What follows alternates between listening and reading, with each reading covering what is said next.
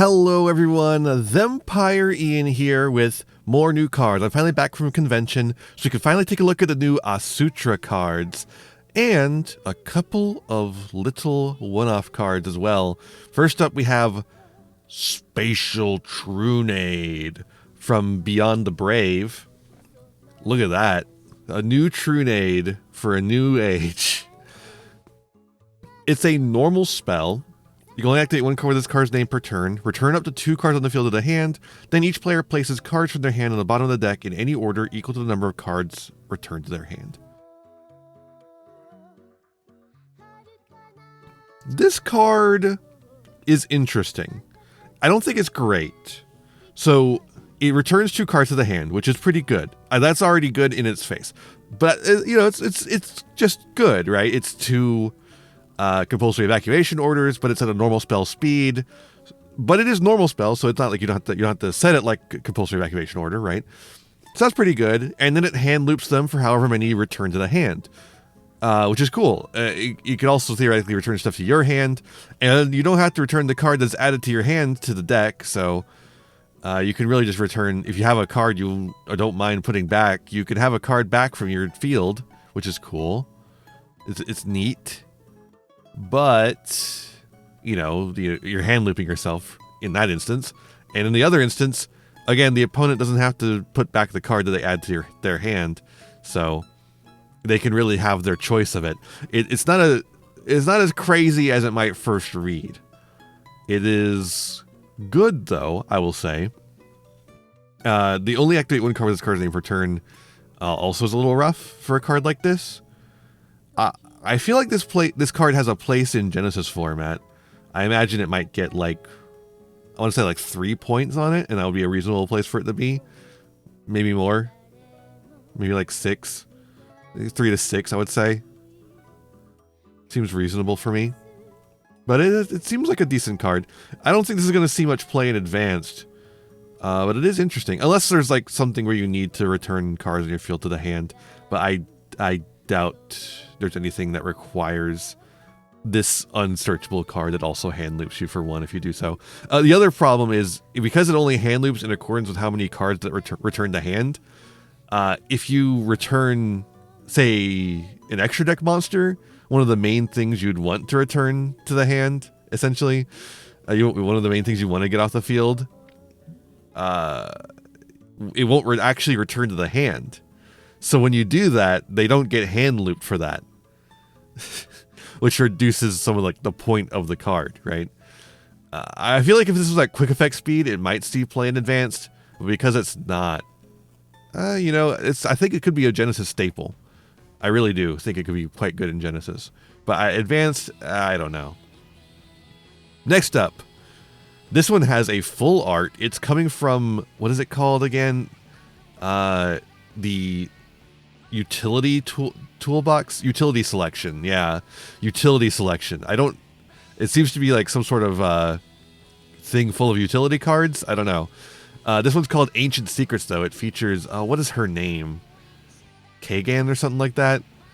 Anyways, it's a normal spell. Once again, another normal spell. You only activate 1 card with this card's name per turn. Again, that same condition that might make this card not as playable as it would otherwise be. Special summon a normal monster from your hand, deck, or graveyard in defense position. It must be level 4 or lower if it's from the deck. Or if you control a normal monster, you can apply one of these effects instead. Destroy all monsters your opponent controls. Destroy all spell traps your opponent controls. Draw 2 cards. Special summon a monster from either graveyard to your field. So this is one of those funny cards that lets you do one of 4 powerful DM staple effects. It's got the Raigeki, it's got the Harpy's Feather Duster, it's got the Pot of Greed, and it's got the Monster Reborn in there. But it also is Unexpected Die a little bit. But the thing is, Unexpected Die, doesn't have a once per turn condition on it. You have to control no monsters, but like if your opponent clears your board, you can use it again immediately if you have another target. I don't know, it's interesting. I think this card is super interesting. I could see it, again, having play in Genesis format. It is, once again, I think, hampered by being a normal spell. but also it is hampered by requiring a level 4 or lower if it's from the deck, because there's not a lot of decks that want a level 4 or lower normal monster. Like, if you want to count them, there's not too many. Like, there's plants, although plants have kind of, eschewed the Sun Avalon stuff. So, even then, you're adding back in the Sun Avalon stuff. Did you know that Healer is still limited, by the way? Healer and Dryas are still limited. Isn't that fucking insane? So you're adding all that stuff back in that was already, like, even if you unlimit those cards, not particularly good anymore because of how they play into Fool Loss and stuff like that. So you're adding all that back in to play plants with this card. Or you're like, I guess there's a Gladiator Beast. You could get a Gladiator Beast guy for free, and that's helpful for the Gladiator Beast deck, which is not a particularly good deck. But if they start removing some of the points on it in Genesis format, like get more of those points off. I think there's still some stuff that's pointed in Gladiator Beast. That would be good. Like that might be like playable there. But like otherwise, I guess like a level 4 water monster for the new Daedalus stuff. The new Daedalus cards could be helpful for them, because like you'd have Fish Sonar and Ancient Secrets to get to them, and then also if you had the Fish Sonar get to it, you could use the Ancient Secrets as a way to do back row removal. But like otherwise, in a deck that is based around like higher level monsters like Blue Eyes or Dark Magician, all you have really, I guess you could theoretically use it to summon from hand or graveyard, but at that point you're probably already fine. If you've gotten Blue Eyes into the graveyard, you're already fine. In hand, maybe not so much, but like, I don't want to really rely on that. And so instead, all it has is this secondary effect, which is funny for sure. Raigeki, Harpy's Feather Duster, Pot of Greed, Monster Reborn. But Raigeki, Harpy's Feather Duster, Monster Reborn are all perfectly legal at in your deck, right? And they are not conditional like this is. It's like, what happens if they stop you from getting to a normal monster card? This doesn't do anything. But like, what you're saying, but the benefit is that this is modal, right? And it can also be Pot of Greed, which you can't play unless you're in Genesis format. And even then, it's a lot of points. Which is, that's one thing for sure. But like, for modal stuff, you've got things like Lightning Storm. You've got things like Triple Tactics. Assuming they activate a monster effect in your turn, which is also conditional, but a lot more likely than, controlling a normal monster. And a lot more, like, if the opponent interrupts you, you can use Triple Tactics. If your opponent interrupts you and you can't get to your normal monster, you can't use Ancient Secrets. So I don't know. It has like, it's a tough one, I feel like. It's a tough one to justify in Advanced, even if it is really funny. I like it a lot as far as that goes. It's very funny. But in Genesis format, maybe? Like, I'm kind of like imagining, like, Monarch really likes Pot of Greed. Could you, like, run a bunch of shit for some low-level normal monsters just to use as tribute fodder? Like, you can run Unexpected Die and Ancient Secrets together, have 6 ways to get to a normal monster just to have a guy on the field. And then also sometimes you have Pot of Greed or Harpy's Feather Duster or Raigeki or Monster Reborn. And like, maybe it's going to depend on the amount of points this gets. And I have no clue on that. I could see it getting low points. I could see it being like 5 points, but I could also see it being like up to like 30. Like I have no clue how the Genesis team is going to point this card at all. But lots to think about with these two cards. I think these cards are really interesting at the very least, and there's lots to think about in regard to them. But now let's get into the main event, Asutra. Obviously, named after the Sutra. So this is very Japanese and Buddhist coded theme. Names are all subject to change. Thank you for pointing that out, because otherwise people will get very upset when they do change. I do actually appreciate, like, I actually legitimately appreciate that. All right. Big beefy man. He's a little too beefy. Look at that. His muscles are gonna burst out of his arm. All right. Akasuna, the golden deity Asutra. Level 8 Fire Fiend effect, 3000 attack, 300 defense. You can only special summon with the way this... Wait, what? You can only special summon with the way in this card's name's effect once per turn. What the fuck does that mean? What the fuck? You can only use this card's second and third effects once per turn each.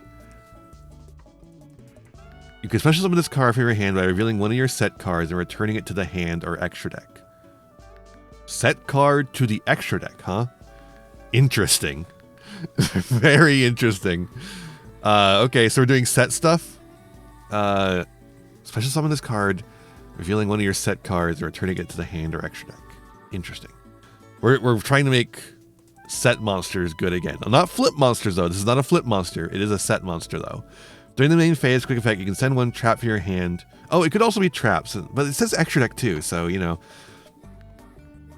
Quick effect, send a trap from your hand or face down field to the graveyard. Change all face up monster opponent controls to face down defense position. Okay. We're doing a Book of Eclipse, but better. It does require a trap on the hand or face up field, or face down field, I should say. So, you know, it's got a little bit of a cost to it, but that's not bad. It's not bad at all. Special summons itself easily. Yeah. During your end phase, you can send an Asutra trap for your deck. Oh, wow. Okay, yeah. So this guy just puts itself on the field for the cost of a set card. Could be anything as far as that goes. Has a quick effect to do the fucking Ultimate Conductor Tyranno effect. Flip everything face down your opponent controls. And then also just sets a trap from the deck, so it already sets itself up in your end phase. This is already a really strong... If this card was just released on its own, it'd be a really strong card. It's part of a whole archetype, though. Let's look. Okay. Kuzuha, the bewitching deity Asutra. Okay. So we got like a theme going. Fire Fiend, Earth Insect. So we're just kind of doing whatever the fuck we want. We're just kind of doing whatever the fuck we want. All right. 2800, 1500... they are all level 8s, though, so you could do rank 8 shit. Although I see the next one is a 7, so... you can only special with the way in this card's names. First effect, once per turn. Is this like there's a new way of writing? Isn't there already a way to write this exact effect? Maybe I'm wrong there. I have been known to be wrong in the past about the specifics of problem-solving card text. You can use this card's name second and third effects once per turn each. Special this card from your hand by revealing one of your set cards and returning it to the hand or extra deck. Okay, I'm noticing a theme on the summoning mechanic. You can target up to one card in the field for every 2 set cards, destroy them. Oh, wow. Okay, so you'd have to have 4 set cards to do 2 pops, but still, that's like interesting. Even 1 pop for just like basically for free, just having 2 set cards on the field is not bad. During your end phase, you can target one Asutra trap in your graveyard, set it, and then it gets you more... Oh, wow. Forget Labyrinth. This deck looks awesome for traps. I mean, Labyrinth is all... Ooh, they're together? Put them together? Interesting? Anything? Is that anything? We got a Fiend. It's not a Dark Fiend, but it is a Fiend. Yoa, the Plague Deity Asutra, level 7 Wind Spellcaster. I will notice that I'm noticing this is not Yuri like Labyrinth, though, so Labyrinth might still have the edge. 2400, 1500. You can only push something with the way in this card's names. First effect once per turn. Yeah. I'll only use the other ones once per turn each. Special this card from your hand by revealing one of your set cards. Yep. During a main phase, you can set one Asutra spell trap from your deck. Okay. So yeah, it just gets one. It can get the spells, unlike the rest of them, which seem to be just getting traps. During your opponent's turn, quick effect, you target one face-up monster on the field, increase or decrease its level by 1. So you can make this one an 8, only during your opponent's turn. I guess the idea is to fuck up their Ixies or Synchro stuff. I guess that's a funny effect to have. I don't hate it, because it only does 1 monster. It's not bad, and it's like just for the... Oh, wait, no, that's permanent. Well, it only does the one monster. That's like probably fine. Mikumari, the sealing deity Asutra. Cool. Level 7 water worm. 2,000, 2,500. Cool special with the first effect. Once per blah, blah, blah, blah.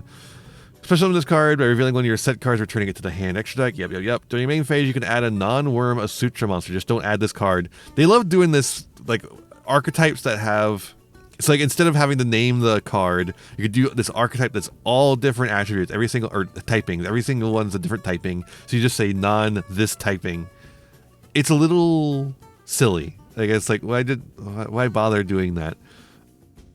Because now you can't ever print another worm Asutra monster in the main deck. I guess you can. You just wouldn't be able to search it. It'd be annoying, but whatever. So this one adds a monster. That's like fine. All the monsters special summon themselves, so that's pretty cool. This card is sent to the graveyard as a single material for an Asutra monster. You can target a normal trap in your graveyard and set it. Wait, synchros? Hello? Synchros? There's no tuners here. Oh god, what are we doing with the synchros? What are we doing with synchros? What are we doing with synchros?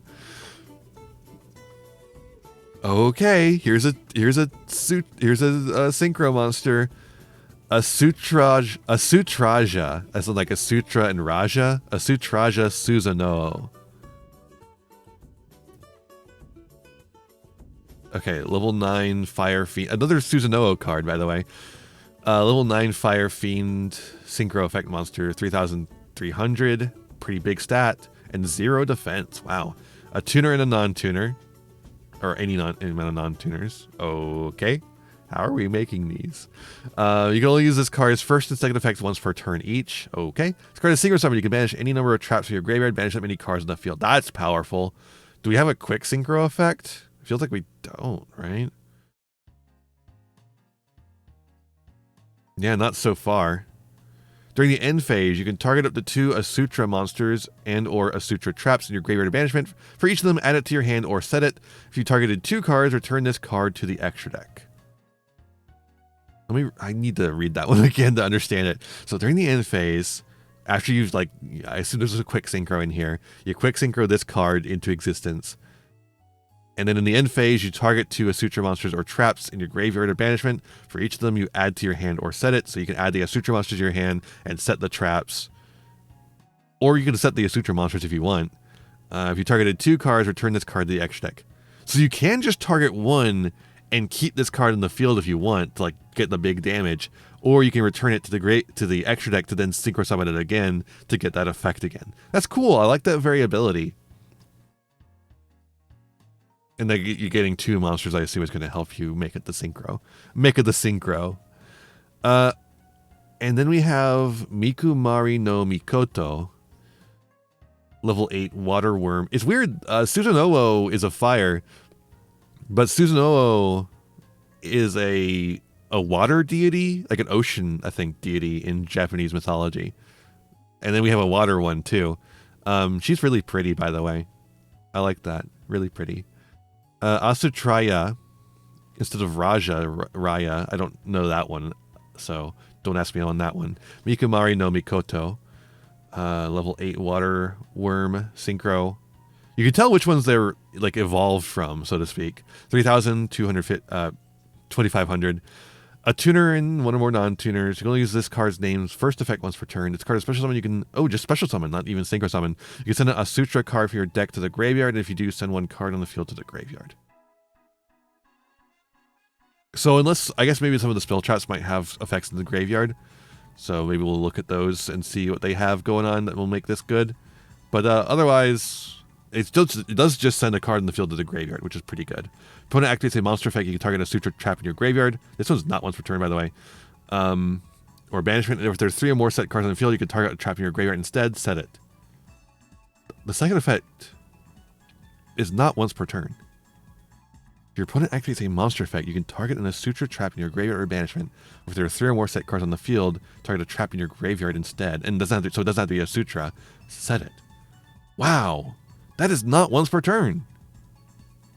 Oh man, I really like the art on this field spell. That's really cool. Asutra Shen Trichiolo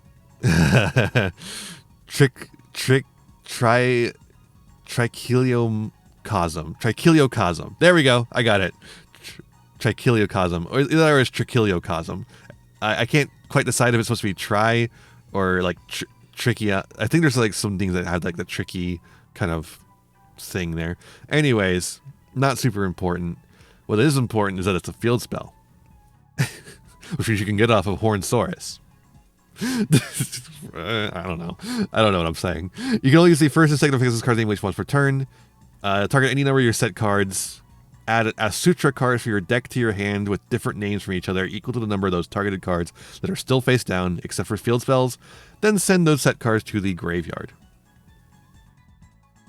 Well, okay, I would imagine you wouldn't have set field spells, considering you have this as your field spell, right? And then you send them to the graveyard, but you have ways to get them back, like a lot of ways to get them back from the graveyard onto the field. So that's really cool. If a card becomes set while you control an Asutra monster and a set card, you can target a card in the field or return it to the hand. Oh wow. So that makes it better going second, but also you could also recycle some stuff potentially. That's really interesting. This field spell is really cool. It is going to require you to draw into spell traps to set. Or, you know, a monster. I guess you could theoretically set hand traps, actually. So, like, it's really just a discard and any other thing gets you into an Asutra card at least. That's cool. Oh, wow. She's got... I'm not sure which. Got fucking legs, though. Look at that. Look at how much leg. That's so much leg. Asutra Insect Poison. Normal trap card. You only have to uncover this card's name per turn. That's what I was assuming. I was assuming it was going to be a once per turn on all the Asutra traps, because you can recycle them forever, apparently. Activate one of these effects. Special summon this card as a normal monster. Okay. Insect Tuner, level 1. So that's the idea, is that the traps are going to be synchro, like tuner ones that then immediately synchro summon, so they have the quick synchro effects themselves. Cool. And then target a Asutra monster. Oh, the other effect you could do: target a Asutra monster in a graveyard, special summon it. Okay, so this card, I get you into your synchro monsters, but not super interesting otherwise. Asutra Cursed Roar. I guess it recycles your Asutra monsters, which isn't nothing. It's just like, I don't know. It gives you something to do if they clear out your monsters, like they Lightning Storm, say, all your Asutra monsters, Raigeki them, Ancient whatever the fuck, what was it called? Ancient Secrets them. And then you just go, okay, Asutra Insect Poison, Asutra Curse Roar. Because a Curse Roar also has the same effect, where it turns into a tuner. This one turns into a Spellcaster tuner. Did we have a Spellcaster in this group? I don't think we did. Or was the wolf guy a spellcaster? Oh, the wolf guy was a spellcaster. Plague Deity. Okay. I saw him in there. I was like, was he a spellcaster? I don't think he was. Apparently he was. So yeah, it turns into a tuner just the same. These tuners are dark, however. Because they're dark arts, I guess. They're not the same attribute as the guys are, which is interesting. This is like them activating their demon powers or whatever the fuck is going on. I'm not exactly sure what's going on. What is the other effect of Cursed Roar, though? If you have an Asutra monster in your field or graveyard, target a monster your opponent controls, destroy it. Okay, just a pop. I mean, considering it's also how you make your powerful synchro monsters, just a pop is not bad at all as the alternate effect. I will say you're only going to be able to get one of these effects off per turn, which is a little annoying. So you're going to have to be careful with how you use these, potentially. But the effects of the synchro monsters are really powerful, so what you're getting either way is not bad. Asutra Divine Domain. Normal trap card. Only have to do one cards per turn. Yep. Same stuff. Becomes an Aqua tuner. Yep. Wait. Aqua. Agua. That's weird. Because she's a worm. But she does have water powers, so maybe that's what's going on. But it gives you this quick synchro, of course. When one activates a spell, trap effect, or effect when they control no set cards, negate that effect. I mean, that seems... It really, like... you imagine you'll be, like, searching cards like this, so they'll just know because you're playing Asutra that they'll have to set... But it forces them to set cards before they start playing the game, which means you can destroy those cards, right? That's actually really cool. It's, you know, I'm not a huge fan of negates anymore. I think negates are kind of boring interaction. But as far as the negates go, this is actually an interesting one where it really forces them to set cards to play around it. And then it still has an effect to do the quick synchro stuff. It's like once they set the card, you can just use it as a quick synchro instead. Really cool. Oh. And we got an alt art of Trap Trick that is focused on trap tricks, of course, but it works with this deck, so we're also putting it in this set. Because they've been doing the alt arts where it's like themed around the new archetype, but that one's themed around trap tricks still. Or not still, because the original one isn't, but this one's themed around trap tricks, which you can use it in that deck, obviously. It's great in that deck. But you can use this in this deck too. That's interesting. This is a cute alt art. I like that. Bleh. This deck is really cool. I wonder what you put in as your other... I mean, like, you could put in transaction rollback in this deck, obviously, but like, what do you put in as your other... Like, the trap that you want to recycle over and over again with Mikoto? Because again, once you get the 3 traps, with 3 Asutra traps on the field, or you just have like an extra set on the field, you could just target any trap and like repeat it over and over again. So if you can find a decent one, even if you can't get to that exact setup very easily, just the ability to repeat, just the ability to play some of these really powerful trap cards in a viable way is actually really powerful. The one thing I worry about, I guess, is like, what does it do going second? That's the big thing. I don't see a lot of ability for this deck to play second. Like, I guess this guy really helps change everyone face down, right? Just like, you could just do that as soon as you get this guy on field, which is nice. This card gets a pop immediately if you have 2 set cards. The set cards have to survive, but still. And these other 2 are more setup cards than anything else. And the cool thing about the revealing a set card and returning it to the hand is that, like, you can just keep setting the same card to summon all your cards. So you only need 1 trap in hand to summon everything.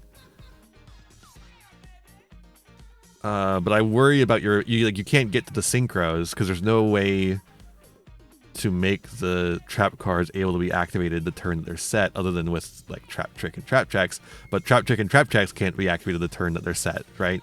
So, wait, Gravedigger, was Gravedigger's trap hole? It was a normal trap card, right? I just want